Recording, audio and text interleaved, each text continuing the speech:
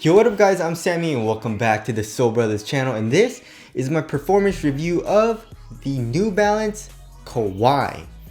So this is of course Kawhi Leonard's first signature shoe with New Balance, and I guess the Omnis wasn't. I thought it was, but apparently it wasn't, right? So the Omnis was going for 140 bucks and the Kawhi, they upped the price $20 and the Kawhi is going for 160 bucks. So I have two colorways here, which I'll get into all of that later. But these are both the Jolly Rancher colorway. There are also some really cool colorways, like there's an all white, there's an all black. I believe that's available. So if you guys do want to cop, I'll leave a link in the description box. But let's get it started off with the Tracciones, right? So in both of these colorways, they're basically translucent outsoles, and they're using a brain pattern. I'm just calling it a brain pattern because that's what it kind of reminds me of, right? Or mitochondria. You know what I'm saying?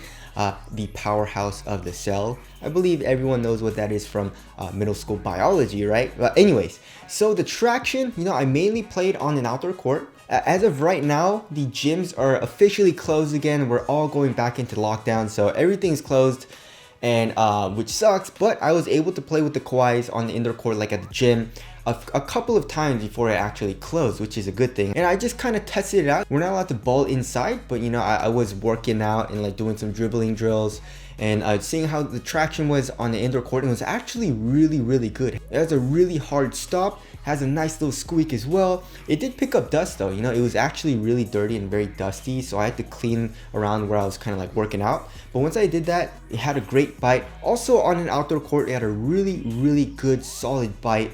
And the durability is actually really good. It's fraying off just a little bit, but to be honest, there's like no crazy wear and tear on this. The rubber is very hard, so they did a good job there. And also, if you look at the forefoot part of the outsole, they add some more rubber grooves, which of course makes the outsole more durable where the high wear area is, which is basically where the ball of your foot is. And if you look here in the heel, as well as more kind of like on the lateral side of the forefoot, there's not as many grooves. I mean, the traction on this shoe is really nice. I had no problems outdoors, indoors. Take it with a grain of salt because I couldn't fully test it on an indoor court, but it seemed good when I was trying it out, and also durability seems really good. All right, moving on to the heel to toe transition. So you have a nice kind of curved shape here in the heel, so it's not terrible, and you have a nice curved shape here in the forefoot. The forefoot flex is a little stiff because, as you guys can see, there is a midfoot shank plate. You guys can see it through this translucent outsole, and it extends all the way here into the forefoot. Like, it's a super long midfoot shank plate, which is kind of crazy. Usually shoes kind of stop around here, like at the beginning of the forefoot, but it goes pretty much all the way into the forefoot, so it makes the shoe overall a little bit more stiff. But of course you have that rebound back, so you get that springiness. But to be honest, personally for me, I like to have a very soft and flexible forefoot, but that's just me. If you like a stiffer, springier type of feel in your shoe, then this is a great shoe to get. All right, moving on to the cushioning setup. They're using a full-length fuel cell midsole, and it feels nice. They do cage it up quite a bit here in the heel. So here on the lateral and medial side of the heel, you guys can see this external TPU heel counter, which comes down here into the midsole. It cages it a good amount, and of course, all the way in the back of the heel, the rubber outsole does come up a little bit to cage the fuel cell as well. So you have a little bit of compression. I wish they didn't cage it as much, but it's still nice. You get a nice little compression there. There's a nice little bounce, just a little bit. I'd say it's more soft. Impact protection is good. My feet were not hurting, especially since I was playing on an outdoor court mostly. Court feel seemed good as well. So I'd say this cushioning setup is more responsive than anything else. You don't really get any type of lag, but you get good impact protection and a little bit of compression here in the heel. In the forefoot, it's a little bit more stiff, and you don't really get a whole lot of cushion right underneath your foot. The strobel board is relatively stiff. The only type of cushion that you're getting is from the insole, and the insole, I would say it feels kind of like a regular or slight insole. All right, moving on to the materials. So the materials are not my favorite, to be honest, right? So this material is broken in, and it's definitely softer than it used to be, but it's definitely nowhere as soft as I would like it to be, So to be honest, like on foot, it doesn't feel terrible, there's no pinching or anything. It doesn't hurt my feet, but it's just the overall shoe, how it feels is just so stiff, right? So the material, like I said, is stiff, it feels very glued down. And the midsole, the entire midsole, because of this midfoot shank plate, is stiff. And overall, For me personally, I didn't like how it felt all too much on my foot. They also use a lot of fuse overlays, and I guess here in the tip of the toe, you have a little bit of what looks like patent leather. For extra added durability, you have this gnarly external TPU heel counter. The tongue is okay, you know, you have a little bit of padding, but then it's like connected to the inner booty of the shoe, which also makes the shoe pretty damn hard to put on. You know, once you break it in, it does get a little bit easier, but it's still kind of hard. So for materials, I mean, I feel like they did a little too much. Like when you feel it, it's actually very, very thin. It's a thin material, but they just glued it down a whole lot. So that's what makes it very, very stiff. They put all these overlays, like I said. So materials, I'm just not a huge fan of. All right, moving on to the fit, I went true to size, and so see, this is where the two colorways come in, right? So I got this pair in first, this white one, and then I got this blue pair in. Shout out to New Balance as well as East Bay. But the blue pair fits me more snug than the white pair for some reason, right? So here in the toe box area, the blue pair is more snug.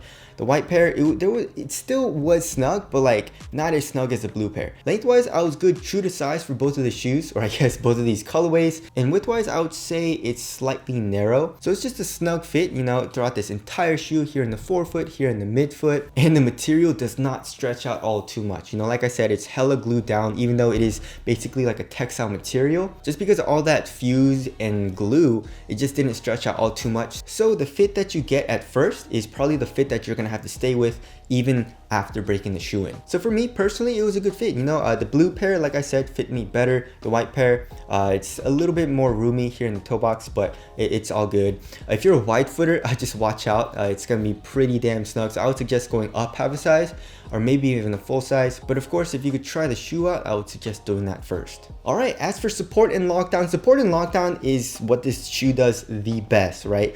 So if you are talking about like, you know, I want a very supportive shoe, man, this is the shoe to get. This shoe literally has no issues with support and lockdown. No matter how big you are, Zion Williamson, you should wear this shoe because that's how much support the shoe has, right? So for lateral containment, I had absolutely no issues, right? So here in the heel, of course, you got this crazy external TPU heel counter. You don't really have anything coming up as far as the midsole or outsole goes, but you have all of this fuse here, and it just makes the material very rigid and very stiff. So I had no issues with lateral containment. Also, lateral stability is very good. You have a very low and wide base. As you guys can see, there's really no outrigger, but the midsole and the outsole does protrude out a lot. So you're very, very laterally stable. And as for ankle support is not very good. You know, it is a mid-cut shoe, and this material does go over your ankle bone, but it doesn't really restrict ankle movement that much. So to be honest, I would have rather had them make it a low, or maybe make it a high, just to get good ankle support. A mid, you know, it just doesn't do ankle movement as good as a low, and it doesn't do ankle support as good as a high. So that's just something that I didn't really like. And also, like I said in the first impressions, that bothered the hell out of me. Both of these shoes bothered the hell out of me, and it's this back part, right? Look at it, you guys. It feels like there's like plastic or something in here, dude. There's really no padding or anything. And even when I'm just walking around in it, it's uncomfortable, right? So this part here in the back comes up, you know, on the Achilles very, very high. And when you're walking, of course, when you're walking, you do this type of movement, obviously, right? This part just digs into my Achilles, and it's just so uncomfortable. When you jump, of course, you do that very explosive movement, you know, obviously with your calf and your ankle. That part just digs into my Achilles, and it's super uncomfortable. No matter how much I try to break it in, it just would not get more comfortable for me, right? So I really don't know how Kawhi Leonard plays in this shoe. If you've tried this shoe on, like, have you noticed this? You know, that's just the breaking point for me, is this part. It literally makes the shoe unplayable, you know? So just watch out for that. Of course, like, if you can try it out, just make sure this part doesn't like bother you. All right, moving on to the weight. If I remember correctly, it was pretty yeah, 14.71 ounces. I mean, okay, so the thing is, it doesn't feel crazy heavy, right? Like, the weight wasn't a huge issue for me when I was playing in it. The thing is, when I was playing in this shoe, is just that it just feels very rigid, very supportive. and just like a stiff shoe. You know what I'm saying? And I'm sure there's a marketplace for that, and I'm sure there's people that like to play in shoes like this, but for me personally, I don't like it. I like to have a very fluid, smooth, soft feeling shoe on my foot, and that definitely is the opposite of the Kawhis. It feels a little bottom heavy, and you definitely feel a little bit of bulk here in the heel because of the external TPU heel counter and I guess the midsole. But other than that, the weight wasn't a huge deal for me personally. As far as the ventilation goes, ventilation is not very good. It's actually pretty damn hot in the shoe. There's no airflow. Like, you blow through it, there's no airflow, even though like I said, this is a thin material because of all of that glue and all that fuse. So yeah, your foot's gonna be pretty damn hot in the shoe. As far as the aesthetics go, in my opinion, I like it. You know, it's a great looking shoe. I just don't like this brain pattern. And from these two colorways, you have this brain pattern here in the midfoot area on both the lateral and medial side, and also here on the tongue. But other than that, I feel like it's a great looking shoe. Tell us what you guys think of the looks down in the comment section below. So wrapping things up, 160 bucks. I did not like playing in this shoe. It was actually very painful for me. Like I said, if you want a very supportive, very rigid, and very stiff feeling shoe, this is a great option. And also, like I said, it's a little heavy and a little bulky here in the heel. But if you're not into that, stay away from the shoe. And also, if you can, just watch out for this. Like, I would 100% recommend that you have to try the shoe out before you get it. I hope it's just me that experienced this, but like the main things that are important to me are pretty nice, you know, like that. Like I said, the traction's real nice, the cushion is nice, the fit was pretty damn good for me, support is really good. It's just, you know, like I said, it's just not my type of shoe. And upping the price from the Omnis $20, especially when the Omnis had that really nice knit material, I feel like was a little bit of a mistake on New Balance's part. But anyways, that concludes my review of the Kawhi by New Balance. It's going for 160 bucks. Again, if you guys do want to cop, I'll leave a link in the description box. But that's it. Thank you guys for watching, and I'll see you guys in the next one.